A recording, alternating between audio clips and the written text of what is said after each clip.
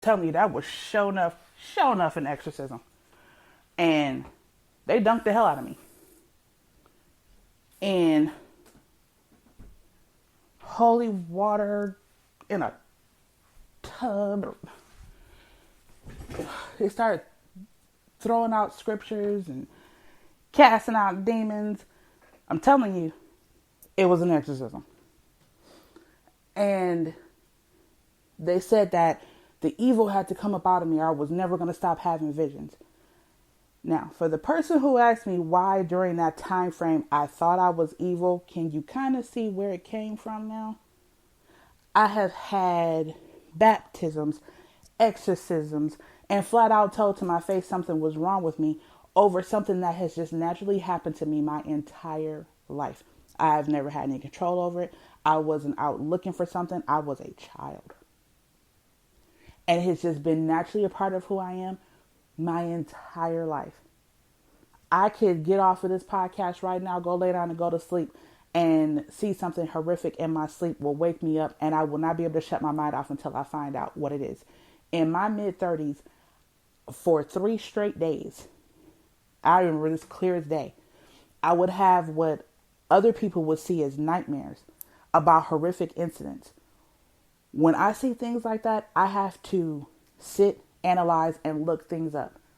And the one that I will tell you about was the very first night I had a dream that I was in a burning building. And it was some sort of factory. And I was standing inside the factory watching everything burn to the ground.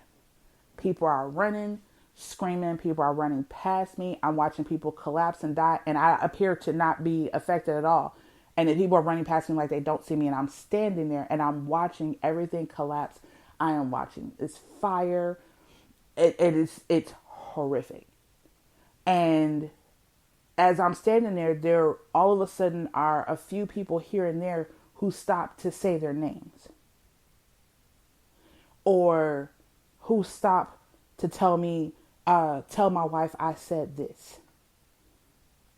And I'm absolutely confused, but I'm standing in this burning building and I finally turn around to walk out of the building because I'm like, where am I? And I'm looking around, and I get kind of a glimpse of a sign, and there are people in the parking lot screaming and crying. There's fire trucks everywhere, and I try to tell a firefighter that there's people trapped at a specific spot inside the building, but of course no one can hear me.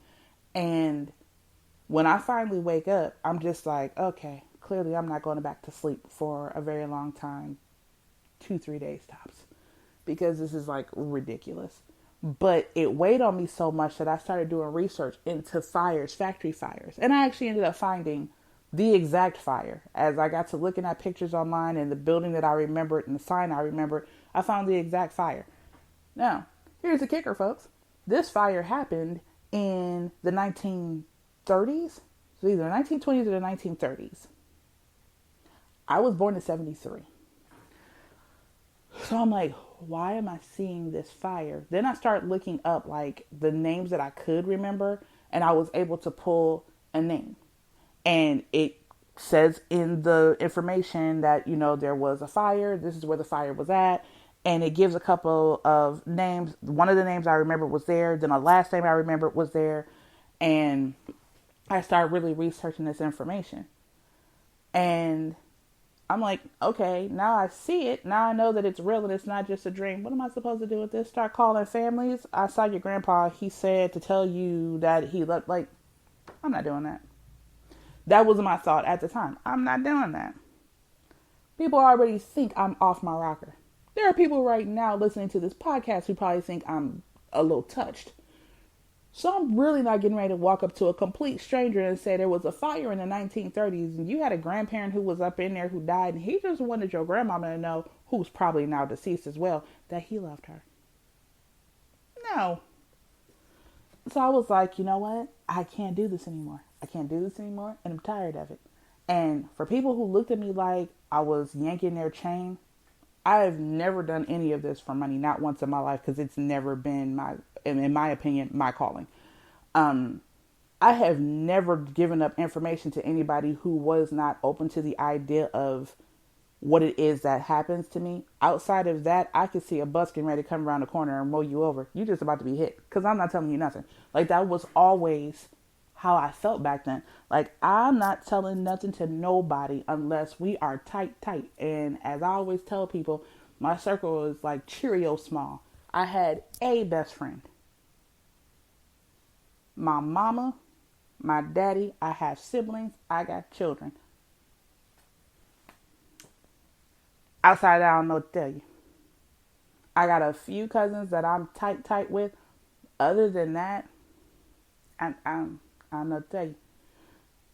If I'm about to see a bus coming at you, sorry. Like, that was really my feeling at the time because I had lived with this for so long and it had so many people look at me like I was crazy. And when you come through that as a child, you get to a point where, number one, at a very young age, you start to believe it. So I really started to think that something evil had taken over my life since birth and was trying to get me to do its bidding. Like, they had really gotten to me, and I honestly started to believe that it was true. To the point where I was like, not even exorcism can help me. Like, it got bad. Like, I honestly was just like, okay, so this is my life. So I'm like one of Satan's minions. That's cool. So what do I do now? Like, I really believed it. It took my mother basically, when I finally told her what happened, because she couldn't understand the shift in my personality at the time. When I finally told her what happened, she was like, no. She said, there's nothing hateful. She was like, now you got a mouth on you. She was like, but just downright evil? No, not at all. She was like, most people will tell you that you're one of the most loving people that they know. She said, you definitely take care of everybody who crosses your path. She was like, no, why would, she said, I wish you had told me then because somebody would have caught an earful. But I didn't want it to become a thing. Because if I said something to my mama, trust me, if you know Brenda, you know she don't mind cussing you out real quick. And if she had said something, other people would have found out eventually. This would have turned into a huge thing where everybody is at church looking at me like, oh, so it's that one. Because it had it happen to me before. So I did not expect anything less than, the stares, the points, and people like, oh, or not wanting me around. And again, I was a child. Now, today, you cannot want me around all day long. I don't care. I haven't cared in a very long time.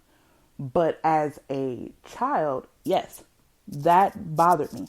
And I always tell people, watch the things that you say to kids, because if they hear it enough, they will start to believe it. Especially kids who came up in a situation like mine, where I went through a period of time where I was basically raising myself. And my mother tells this to people all the time. A lot of things happen. She wished she could take them back. It is what it is. But when you're pretty much on your own most of the time, and you have become the adult, quote unquote, in your house, or the responsible party in your home. And me and my younger sister just talked about this. Like, when that becomes your thing and that mantle is put on you to be the person who looks out for everybody else, you get in a mindset where you don't trust these other people to tell them anything. Because, hell, y'all ain't around for me for anything else. Why would I trust you with something like this? So, just like everything else in my life, I will handle this one on my own. And kids in that position also tend to be more susceptible to the BS. So, when you tell a child who's already in that position that they are evil, they will start to believe it. Because it makes sense to them. Nobody is ever around for me. I'm always constantly doing things on my own. I'm always left to my own devices. Maybe I really am evil, and that's the reason why y'all don't want to be around me. It all starts to loop around and make sense in a child's mind. So I come up with that thought, and I start to do things to make sure that nobody is around me. I would not speak to folks. Could be in a room full of people, wouldn't say anything. If people sat too close to me, I'd try to kind of get away from them. because I didn't want the evil to start rubbing off. I already thought I rubbed it off on my little sister. I didn't want the evil to rub off on other people because, I'm just evil walking right here. And I believed that for years, until I got up into my late teens before I finally just let that entire thought go. And then it almost crept back up on me when I started dating my first husband, because we met while we were in college and we were constantly hanging out with each other. When we finally started dating, you couldn't separate us. If you saw one, you most certainly would see the other at some point. And we would do things like, and he remembers this to this day, we had gone to get something to eat, and he kept saying he wasn't hungry, he didn't want anything. I hadn't eaten since like the afternoon before. College kids, we just kind of run on caffeine and hope. And I was like, okay, well, I need to get some fries or something, because I was shaking. Like, I drank so much caffeine and was taking NoDoz in college to keep up with exams and things. Like, I had the shakes for a minute. The funny thing is, caffeine does absolutely nothing for me now but put me to sleep. But I told him, I was like, I need something to eat. So we stopped at Wendy's and got me some fries and a chicken sandwich. And I'm like, okay, I could live off of that for about 2-3 days. So I'm like, I'm good. I'm sitting there and looking out the window. I don't even remember what we were talking about. And I heard him say, can I have a fry? So I take a fry and put it in his mouth, because he was driving. And he looks over at me like, what in the world? So I'm like, what, did you want me to put it in your hand? So we're looking at each other like the other person is not wrapped too tight, because I'm like, what is your issue? You asked for a fry, I gave you a fry. Well, I would later on find out that his issue was he never actually said out loud that he wanted a fry. He was looking at the fries and he was thinking, I should have probably got me something to eat, because those fries look good and I really could go for some fries right now. And he said while he was thinking, I really could go for some fries right now, I stuck the fry in his mouth. And I had to sit and actually think for a moment. I was like, you know what? Now that I think about it, I didn't hear that out loud. And I'm like, maybe I just made it up in my head. And then here comes the questions, because he was like, that's not the first time you've done that to me. Okay, now I got to explain myself. So I explained myself, and I pretty much figured, well, this is where our relationship comes to an end.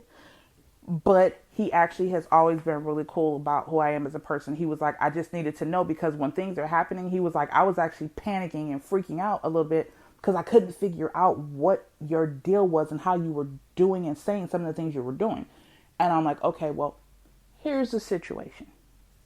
And then he was cool with it. When stuff would happen, he was like, okay, I know she's right. So we were okay at that point. Not everybody responded that way. My best friend responded like that. I'm sure she initially was just like, what? But after a few things happened, I was like, listen to me. This is what's happening. And after certain things started to happen, and certain conversations took place, she was like, nah, I may not necessarily believe in certain things, and I may not necessarily agree with or see what she sees. But what I can most certainly agree upon is she's not going to come at you with no BS, and she has not done something to steer me wrong. So I don't need to see what she sees, because I don't want to see it in order to believe that she is absolutely correct. Because my best friend is one of those, tell me, I'll believe it, but don't let me see no foolishness like that, because I don't want to see none of that. And I can absolutely respect that. That's why we cool to this day. And I now have a new friend in my circle, and we've kind of touched on this conversation, and she has no issue with it whatsoever. Absolutely actually understands that this is who I am as a person. She's almost kind of like me, and we have like a lot of